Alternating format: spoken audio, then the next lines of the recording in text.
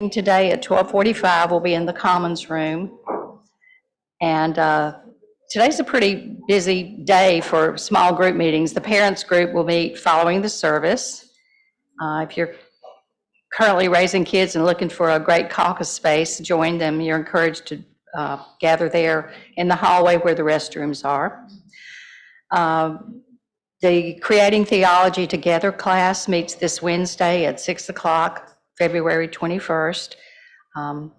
We'll have a light meal at 5:30 and then start right at 6 o'clock and end at 8 p.m. So we hope you can join us for that if you're already registered. And the final part of our Creating Theology Together Beyond will begin on Sunday, the 16th of March. That'll be the final session of the Creating Theology group. So look for the registration event on Realm. And all of these assignments or announcements are on the news website. You'll get an email or they're posted on the hall and the bulletin board if you need more information. Soul Circles is now Community Connections, and along with that new name, there'll be some other important changes to the program. Most importantly, the primary purpose is now community building with less emphasis on the faith formation. So please sign up through the registration link on Realm and join us on Thursday, the 22nd, for the first meeting at 5:45 in the afternoon. If you're interested in joining us for the final Part 4 session of Creating Theology Together, that registration, the opening retreat will be on Saturday, March the 16th at 11:30. That's at a noon location, not an evening location. And finally, the pledge drive will begin next Sunday with a pancake breakfast, and that will take place before the worship service at 10 o'clock in the morning. So a lot of people have worked, the stewardship committees worked really hard to put that together, and please join us for that if you can. If you make your pledge ahead of time, it'll make everything go quicker and smoother with fewer phone calls for everybody. And due to the carpet staining incidents we've had recently, please only have water in the sanctuary. Thank you for your attention, and we'll begin worship shortly.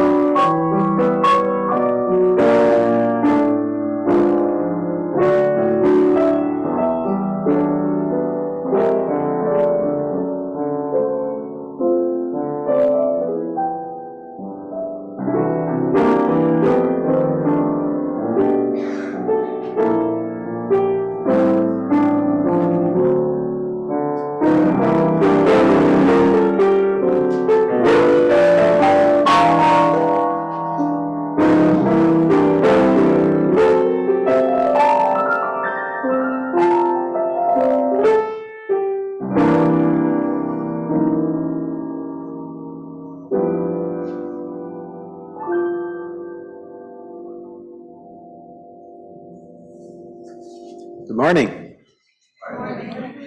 I'd like to welcome you all to the Unitarian Universalist Church of Augusta, especially those of you who are new. Thank you for coming here and checking us out, and I hope you find something here that you think is worth coming back to. We are here together, a Sangha, a spiritual family, to create a beloved community acting together with compassion, reason, and respect, empowering us to promote a just society.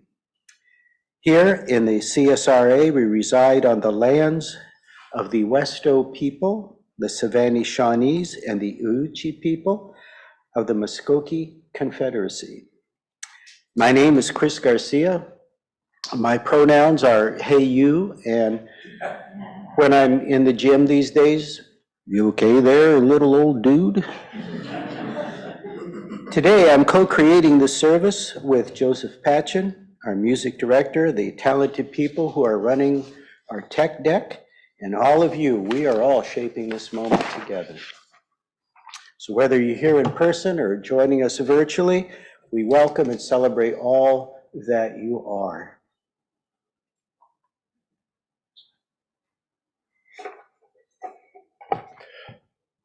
Welcome, everyone. I'm Rev Nic. My pronouns are he, him, and I am happy to share with you this morning these chalice lighting words by Pema Chodron. Remind yourself, in whatever way is personally meaningful, that it is not in your best interest to reinforce thoughts and feelings of unworthiness. Even if you've already taken the bait and feel the familiar pull of self-denigration, marshal your intelligence, courage, and humor in order to turn the tide.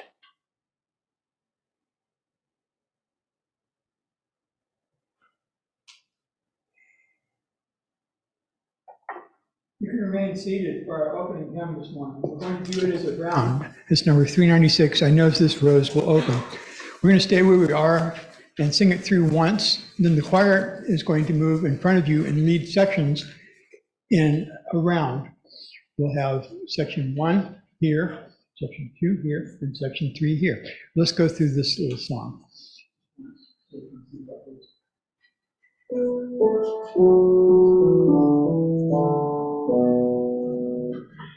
I know this rose will open. I know my fear will burn away. I know my soul will unfurl its wings. I know this rose will open. Now we're going to move out in front of you as far as we read this as we go through. We'll sing through once all together and then split up and go out.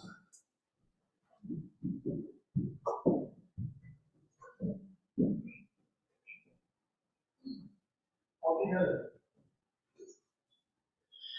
I know this rose will open. I know my fear will burn away. I know my soul will unfurl its wings. I know this rose will open. I know this rose. I know this rose. I know this rose will open. I know my fear will burn away. I know my soul will unfurl its wings. I know this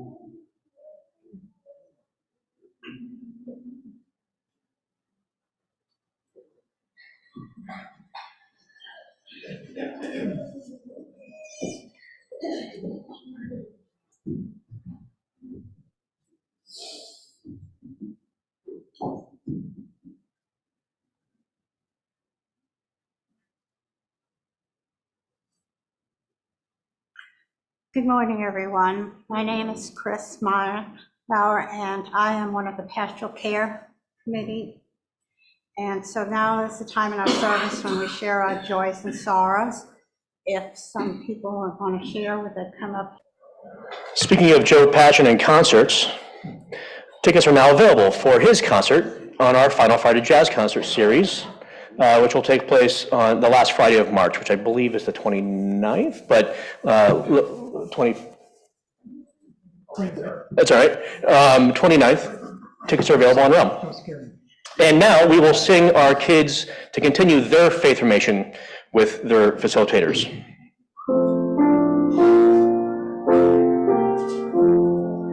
As you grow, rejoice around you. As you grow, may you grow. Know our love is with you always. As you grow, as you go.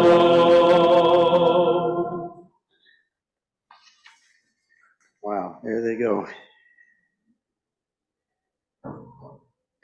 This is our time in our service of our prayer and meditation, a moment of silence together that we have.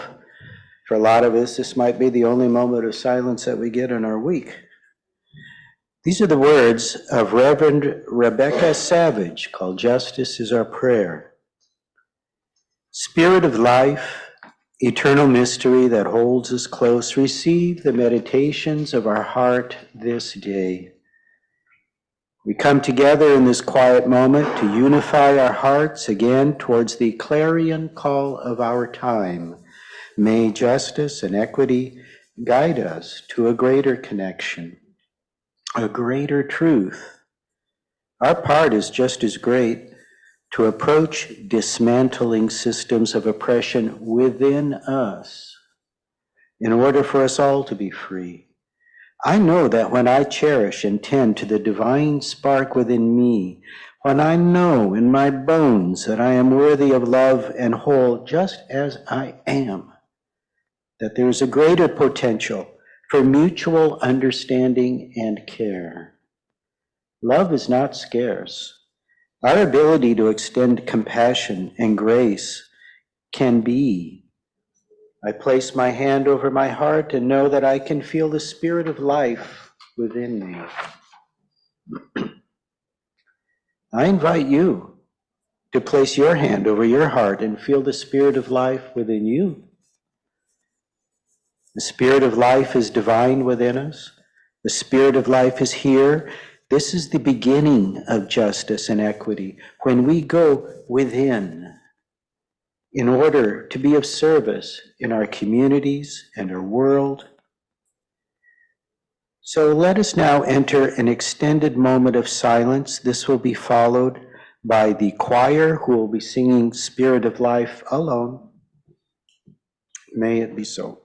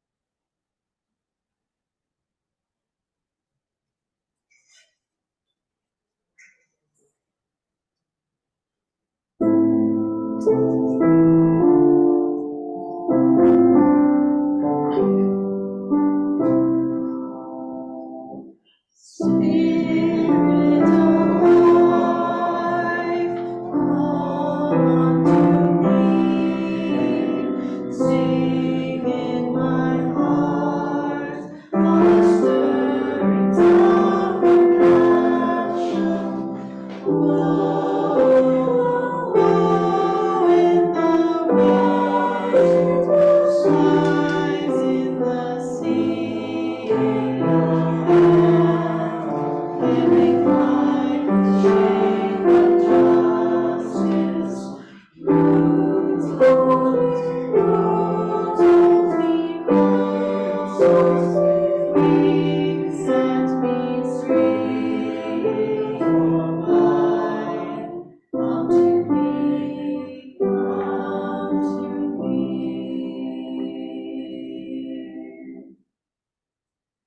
it be so. Amen. I was watching the kids go out a moment ago after Joys and Sorrows. I was looking at their hair. I was looking at their clothes. I was looking at the things that they have joys and sorrows about, and I was thinking how different it is. I have one childhood memory from Sunday school, only one. This would have been like in the mid-1950s. I remember being given a mimeographed drawing of Jonah and the whale. Anybody who's old enough to remember mimeograph, they were purple and they smelled really great, you know?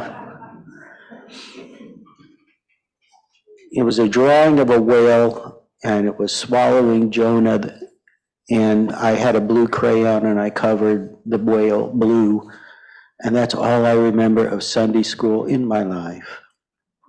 You got kids here who are theater designers. They made a monster movie in the playground. One kid wrote it, and another kid directed it, and then the other kid starred in it, and another kid filmed it. That's amazing. And they even wrote a play. They performed a play here a couple weeks ago about Darwin. They know who Darwin is. That's amazing. There's no mimeographs of blue whales for them. You know, if I'd had a Sunday school like that, I would have turned out better. Maybe a lot of you would have too, you know. I had to spend the rest of my life catching up. What these guys are learning right now, and they're still in grade school, and some of them are in high school. It's just amazing. You can gauge the health of a church by its kids, because a lot of you here didn't come here because you were looking for a new religion or you had big questions about God. A lot of you came here because you have kids. And you wanted your kids to get a good moral guidance and upbringing without a lot of religious mythology or exclusivity of the sinners and good people and bad people. And you got that here. These kids are blooming. I wish Zaire was here so I could bust her out.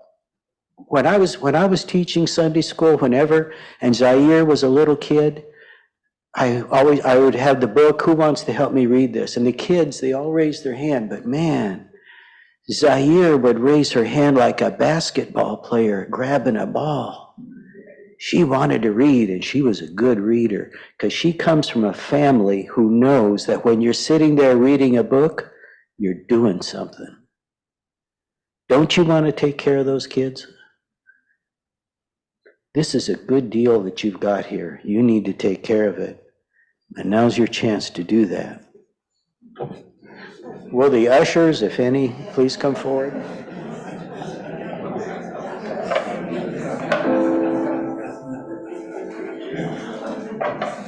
I had none, and I had one.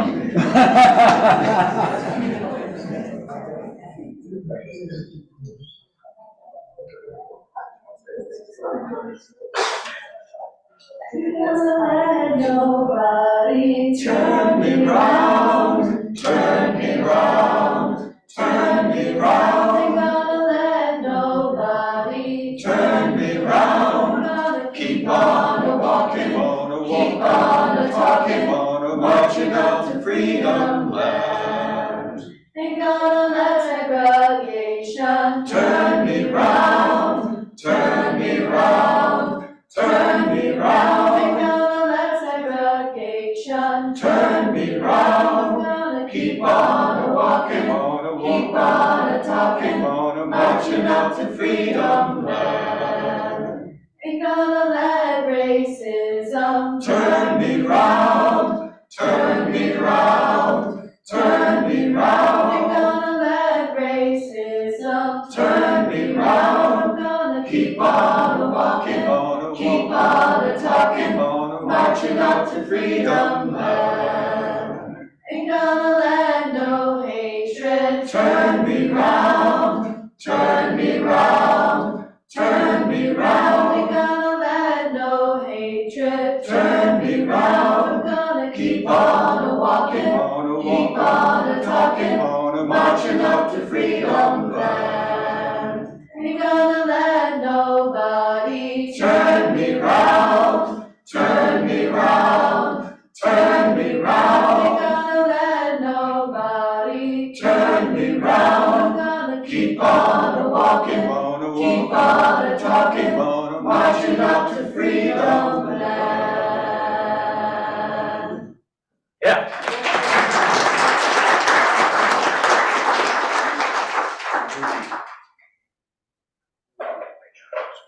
For your generosity.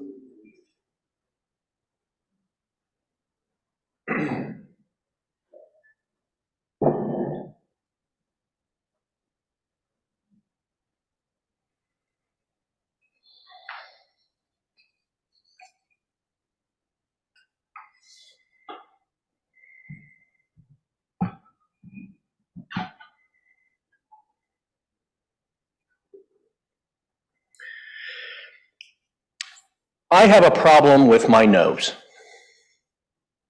It's too big. I long for a straighter nose. I wish the bridge were a little less pronounced. When I was a kid, I was reminded of my large nose frequently by others. Sometimes people called me Gonzo, like the Muppet character. I came to believe everything that everyone was saying, and I struggle with self-image to this day. Until recently, I was dang skinny. Strong, yet skinny, often referred to as wiry. In the last 5 years or so, it's gotten much harder to manage my weight. I grew up listening to others critique my dad's weight, saw people give my sister a hard time about her weight as a kid. And as the younger brother, one of the few things I had to get back at my older sister, who otherwise had more power than me in our family system and physically, was to attack her weight. It was mean, it was vicious. And society's stories, movies, TV, even stuff my grandma would say, seemed to suggest my attacks were okay. As much as I've learned to shut the hell up about anybody's body but mine, as I've gotten older, those ideas about weight still live in my soul. And now that I'm older and heavier myself, people make what I assume to be well-intentioned comments to me about losing weight, comments informed by a dominant culture which perpetuate the stigma that fat equals bad. And I believe them. I don't want to, but I believe them. And I constantly look at myself as though I'm flawed. I want to love myself exactly as I am. I want to love the people I came from exactly as they were. But it's so hard when culture tells you that it's right and proper to be this one kind of way. And so I want to fix myself. Which, as I say that, sounds just as icky and unloving as it is. There's nothing to be fixed. There's much more to be healed. Because I've endured the world around me, I've internalized the things it said about me.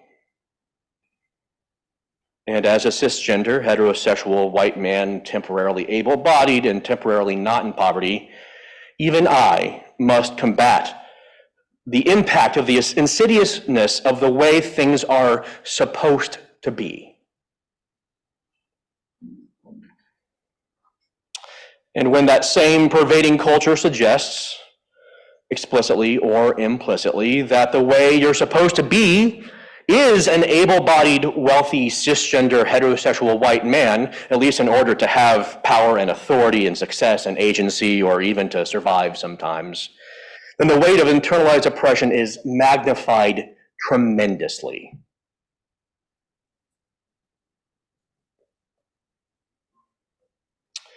Listen, it's important you know that I am not looking for any kind of affirmation from you about my appearance. I'm not fishing, I promise.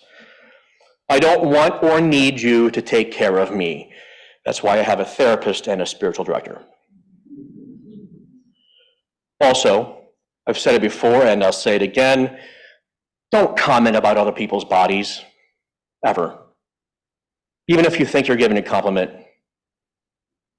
especially not when you're judging. Just don't do it. And I also know that my women clergy colleagues deal with comments about their appearance far more than I do, far more than any of my male colleagues do. The amount of conversations I've had with women colleagues who go through tremendous mental gymnastics about what they should be wearing on a Sunday morning is staggering. And it's not just because men make inappropriate comments, but so often it's other women themselves. But all because the dominant culture through which we all swim has informed us of the right way to be. Women in power often have experienced they need to be more thoughtful about what they wear than a man might. Just in daily life, women experience unreasonable expectations by culture. A culture often in apparent cognitive dissonance with itself, a materialistic culture which feeds on the resulting internal soul chaos caused by the intentional moving target of what right even is.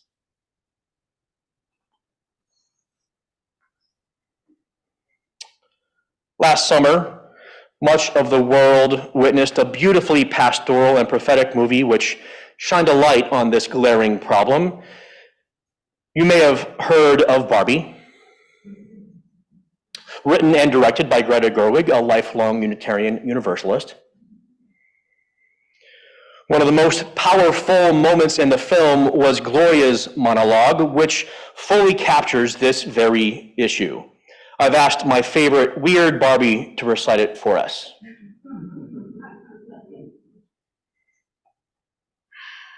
It is literally impossible to be a woman. You are so beautiful and so smart. And it kills me that you don't think you're good enough.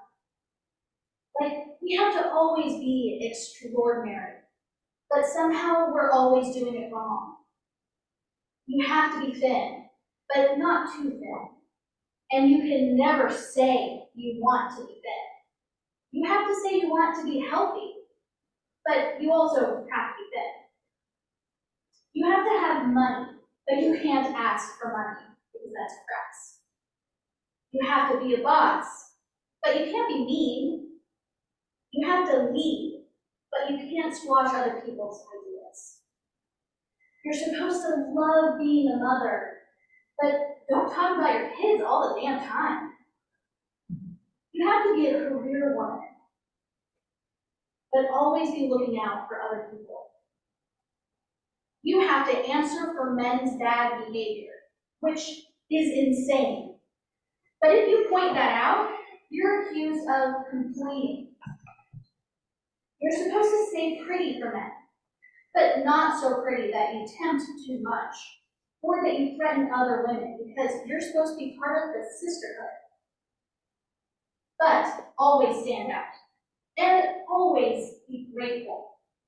But never forget that the system is rigged, so find a way to acknowledge that, but also always be grateful. You have to never get old, never be rude, never show off, never be selfish, never fall down, never fail, never show fear, never get out of line. It's too hard. It's too contradictory. And nobody gives you a medal or says thank you. And it turns out, in fact, that not only are you doing everything wrong, but everything is also your fault. I'm just so tired of watching myself and every single other woman tie herself in knots so that people will like us. And if all of that is also true for a doll just representing women, I don't even know.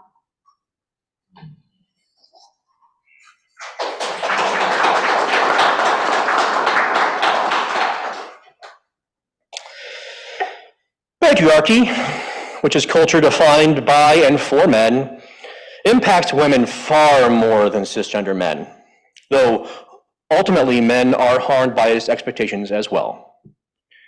And if you start taking the cisgender heterosexual variable out of the equation, the expectations to conform become more and more drastic, more and more insidious. The internal drive to fall in line feels more and more dire. For some folks, internalized oppression is a way to protect the body, even as it demolishes the spirit. It doesn't mean it's any less corrosive. Internalized oppression is, quote, when an oppressed group accepts and incorporates the oppressive message of the oppressing group. The oppressed group does so against their own best interest. For example, a quiet and gentle young Black boy who faces neglect and bullying, while also grappling with his sexuality in a tough Miami neighborhood. He clings to fleeting moments of tenderness with an older drug dealer and a classmate who later betrays him. And as this boy grows hardened, he embraces hypermasculinity, violence, and drug dealing. The story about one young boy is essentially the story told by Moonlight. Has anyone seen Moonlight? It's a fantastic film. It won Best Picture in 2016. And Moonlight paints an unbelievably complex and nuanced picture of how one gay Black man attempts to survive in his world, using a coping mechanism to exist within a world which suggests he shouldn't exist. His specific coping mechanism was masking, a form of internalized oppression. Have you heard of the idea of masking, or its cousin, code switching? Okay. Just briefly, code switching refers to the practice of altering one's speech, behavior, or even appearance to match the norms, expectations, and values of the dominant culture around you, which is usually white or Eurocentric, patriarchal, and heteronormative. Code switching is a phenomenon rooted in the historical and systemic marginalization of minority communities, where assimilation into the dominant culture is often seen as necessary for social acceptance, professional success, or safety.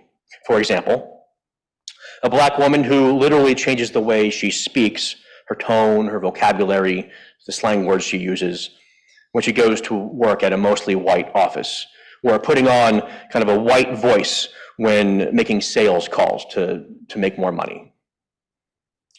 Similarly, masking often involves presenting a persona or a facade. People wear a mask which aligns them with societal or cultural ideals, even if it contradicts one's authentic feelings, thoughts, or behaviors. Masking can be a coping mechanism used to navigate social situations, avoid judgment or discrimination, or gain acceptance from others. Yet, they can also lead to feelings of alienation, disconnection, and internal conflict as individuals may struggle to reconcile their authentic selves with the roles that they're trying to portray. So, returning to the movie Moonlight, the filmmakers skillfully paint a picture of how this one young boy experiences the different layers of oppression throughout his life. Compounded coats of cultural cruelty, which often compel people at the intersection of gay and Black to put on some of the more corrosive masks, like an uber violent tough guy. Now, on multiple occasions throughout the movie, several other characters ask the protagonist, "Who is you?" A powerfully meaningful question as he wrestles with that question himself. The filmmakers even make the symbolic choice to give him different names at different parts of his life as he tries on his different survival personas. It isn't until the end of the film when we even learn the boy's real name, Shiran, symbolically representing the liberation he ultimately finds in his genuine being, especially in loving relation to another man. Neurodivergent people, those with ADHD or on the autism spectrum, often utilize masking to fit in too. thus diminishing the full unique beauty of themselves, thus diminishing the full beauty of diverse ways of being in this world, thus diminishing the beauty of us. These are survival techniques folks with targeted identities often must deploy to exist safely in a world which, again, reminds them that they shouldn't exist as they are. And that is a tragedy. Perhaps even more of a tragedy is when we actively amplify colonizing culture, make it louder. Dr. Anthony Penn, a leading theological voice of Black humanism and friend of Unitarian Universalism, shares this wisdom from Black liberation theology. Humans were created by God and meant for freedom, not oppression. Furthermore, this is not a matter of individual success. Instead, humanity is meant to enjoy community, relationships with others. And it is in the context of community that freedom and liberation are most forcefully and fruitfully acknowledged and expressed. Indeed, humans must enjoy development as individuals within the context of a healthy community. One must also acknowledge Black theology is wont to inform that humans are capable of, and in fact prone to, misdeeds, oppression, and injustice. Here the concern is not with misdoing such as lying, but within the manner in which humans participate in corporate or collective wrongdoing. That is, things like racism and white supremacy. That is what hampers life's options. Furthermore, African Americans who do not struggle for freedom, who surrender to racism, are also guilty of sin. On the one hand, white Americans sin by overestimating their importance, their humanity as compared to the importance of other people. And this is expressed by white supremacy and participation in racism. On the other hand, African Americans can sin by underestimating their importance, their humanity. And this is manifest through participation in one's own oppression.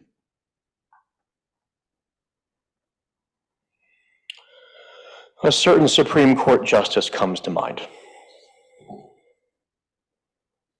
It is important for all of us to go beyond not being racist, go beyond not being oppressive. Instead, as Ibram X. Kendi encourages, it is necessary to be anti-racist, anti-oppressive, to directly work against all the aspects of this world that feed any oppression. And that includes a deep examination and healing of what's happening within our own being, within our own souls. What do we hide, or how do we act, which maintains the train through and toward oppression for us all? This is an injustice and inequity issue. Those evils don't merely live outside of us, they exist within us too. The gifts of justice and equity aren't just for our external relationships. They're gifts which we deserve to offer ourselves to. And they're gifts which society needs to do a better job of allowing us to offer.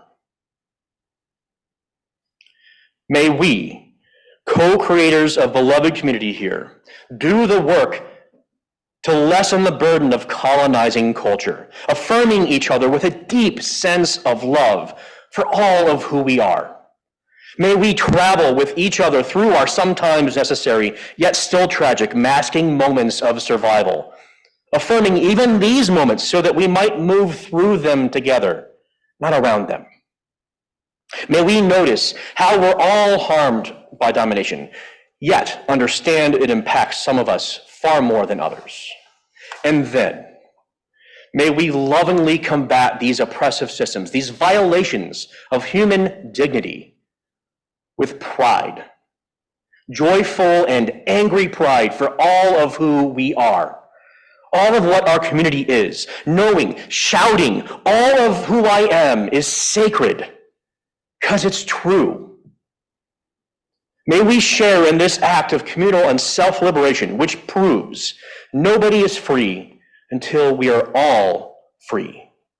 Blessed be. Would you remain seated for our closing hymn, Meditation on Breathing? It's going to be in 3 parts. And once again, the choir is going to lead us. Choir, if you'll take your places.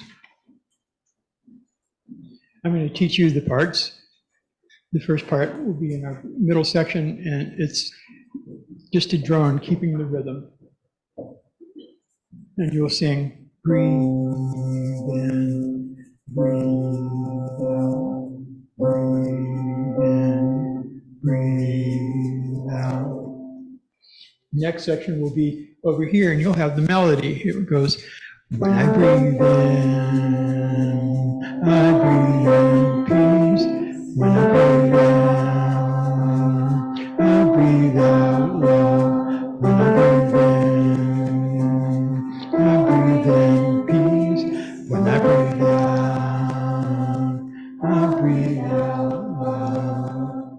Another section will do the descant, which is like this. I breathe in, I breathe in peace. When I breathe out, I breathe out love.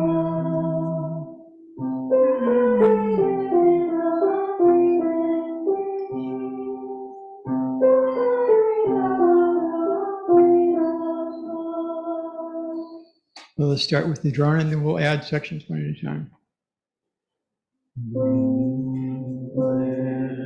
Breathe out, breathe in. Next section. When I breathe in, I breathe in peace. When I breathe out. Next section.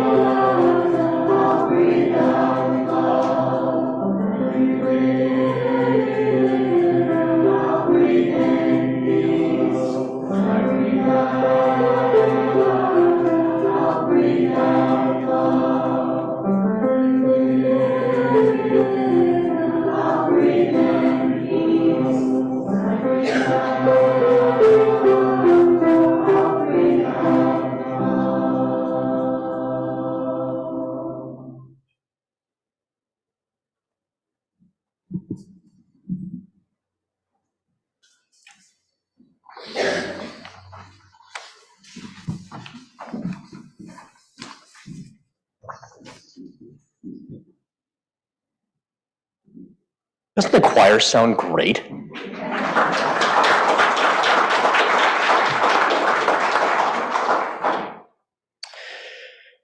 going to invite us all to rise and body our spirit for this last little blessing. Be prepared to move around just a little bit. Because as our moment of worship comes to a close, I'd like everyone to find somebody close to them-ish, somebody you don't know very well, and go and tell each other, all of who you are is sacred. Just do that for a second. All of who you are is sacred.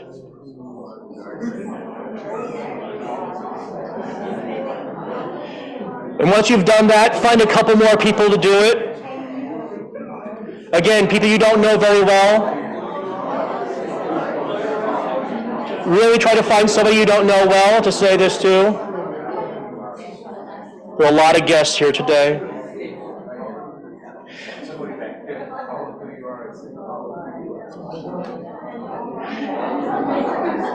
All right, now once you've said it and been told it at least 3 times, bring your attention back to me for one final reminder. All of who we are is sacred. Blessed be.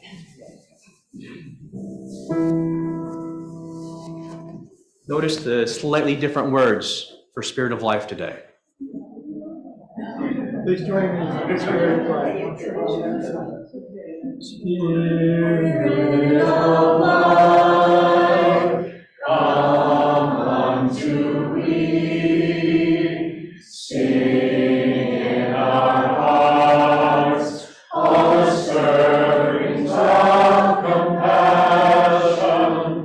Blow in the wind, rise in the sea, move in the hand, giving life a shade of justice.